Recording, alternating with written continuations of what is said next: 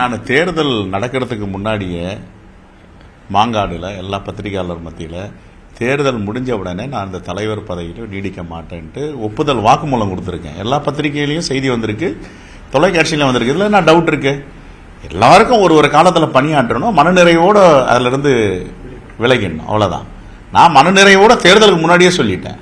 அது காரணங்களும் சொன்னேன், சில சங்கடங்களும் மனக்கசப்பும் கூட இருக்குது. அதை எப்போ பணம் திறந்து பேசணுமோ அந்த வாய்ப்பு வரும்போது நான் பேசுவேன்னு சொல்லியிருக்கேன்.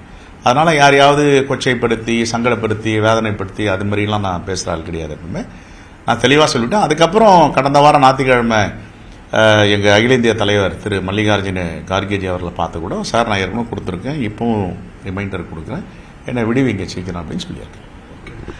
இந்த காரணம் வந்து தேர்தலுக்கு முன்பு எடுத்தது அப்படின்றீங்க. தேர்தலுக்கு பின்பு அதோட நெருக்கடி ஜாஸ்தி ஆயிடுச்சோ செல்வ? எனக்கு என்ன நெருக்கடி இருக்கு? எனக்கு என்ன நெருக்கடி இருக்கு?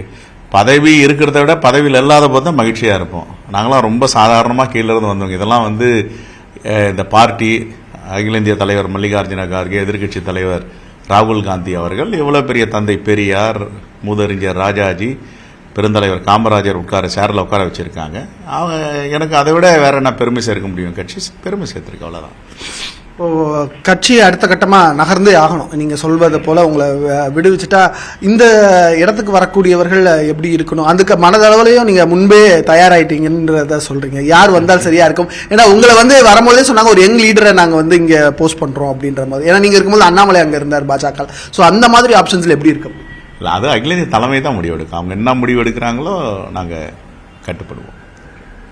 இந்த நீங்கள் பதவி வகித்த இத்தனை ஆண்டுகள், உங்களுடைய பயணித்த கூட்டணிகள், அதுக்கப்புறம் நீங்கள் இந்த முடிவில் தீர்க்கமாக இருக்கிறீங்களா? நீங்கள் விலகணுன்றதுல இன்னும் தீர்க்கமாக இருக்கு? 200% இருக்கு, 100% இல்லை.